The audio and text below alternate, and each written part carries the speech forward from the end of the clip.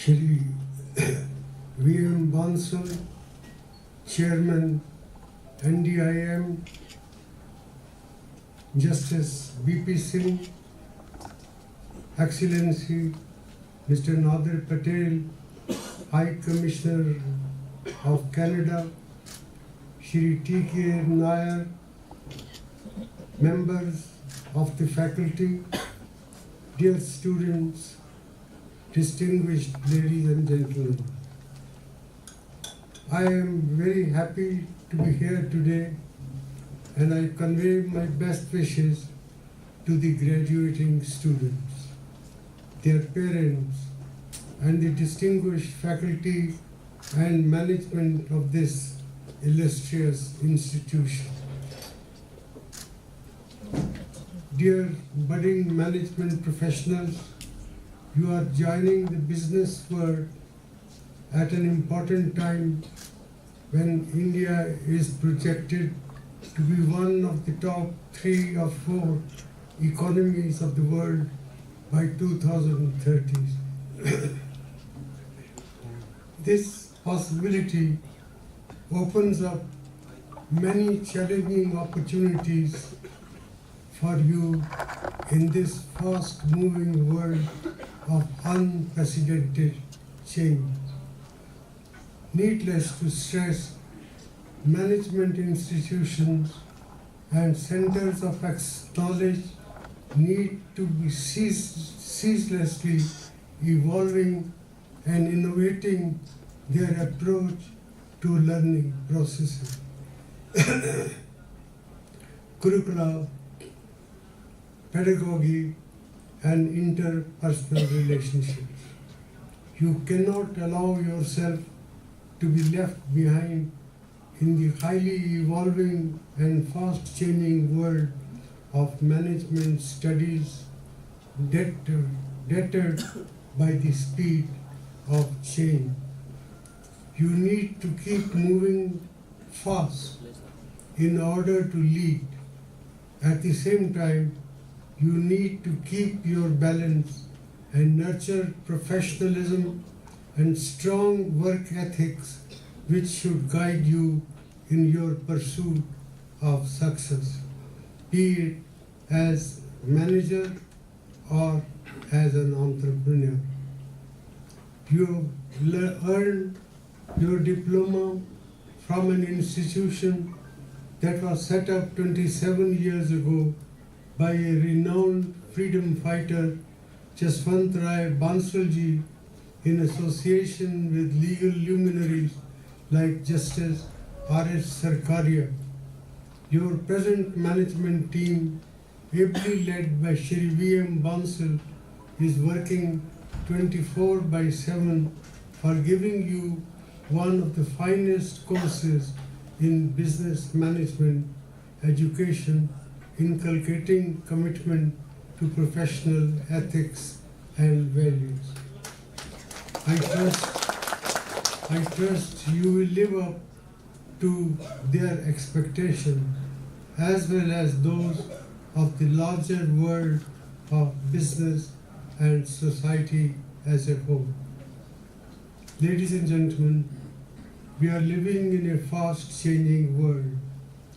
On the one hand, we are getting more and more integrated with the world economy and exposed to the global institutions and markets, and on the other hand, we face massive economic and social challenges at home. Changing equations among global powers and fluctuations in the markets for petroleum products and other industrial commodities and the financial markets affect our economy more than ever before. The global warming is causing severe, unforeseen natural calamities. They impact on everyday life of our people, especially the more vulnerable sections of our society. The fluctuations in the global market for hydrocarbons is a classic case, and we experience its impact almost every day in our lives. Similarly, maybe to a lesser extent, the increasingly transactional nature of the equations amongst the major economic powers of the world impact on our external environment and domestic processes of socio-economic development. Not only governments and political leaders, but captains of industry and business managers also have to be necessarily aware of the impact of external factors while pursuing their investment and operational strategies. Ladies and gentlemen, the domestic challenges of our economy are daunting in their complexity and devastating in their impact on our society. The grave agrarian crisis, the declining employment opportunities, the pervasive environmental degradation, and above all, the divisive forces at work are the most obvious. Suicides of farmers and frequent farmer agitation reflect the structural imbalances in our economy which call for serious in-depth analysis and political will to address them. The jobless growing and growth slippages into jobless growth, together with rural indebtedness and urban chaos, have made the growing aspirational youth of our country more and more restless.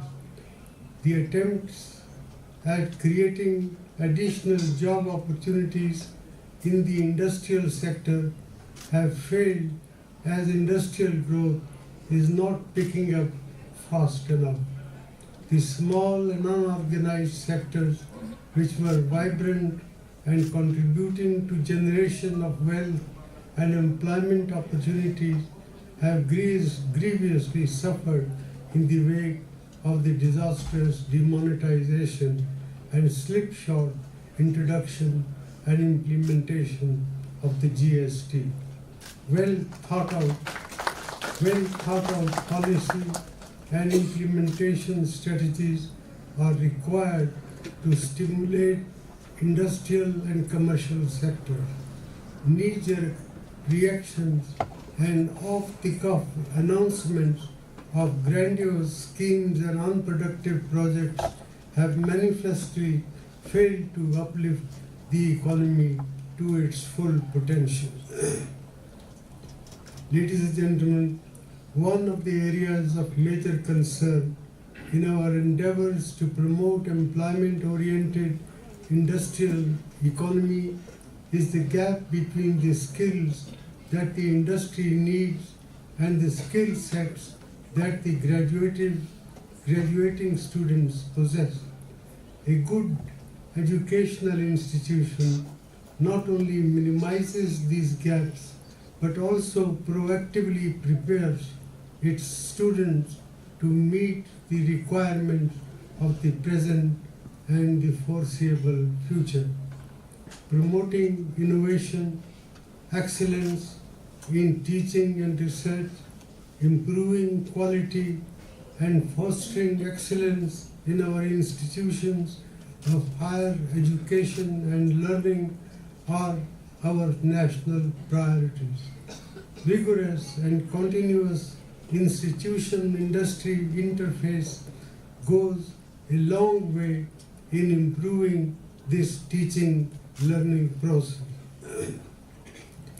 I'm very happy to know that NDIM has been declared the best industry-linked management institution 2 years in a row in 2017 and 2018 by surveys conducted by the Government of India, AICTE, and the Confederation of Indian Industry.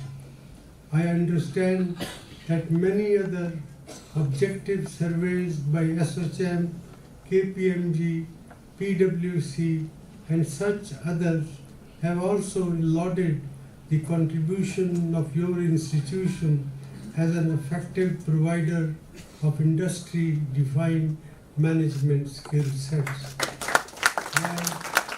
I congratulate your college for its stellar performance as a responsible, progressive institution in bridging the skill gap.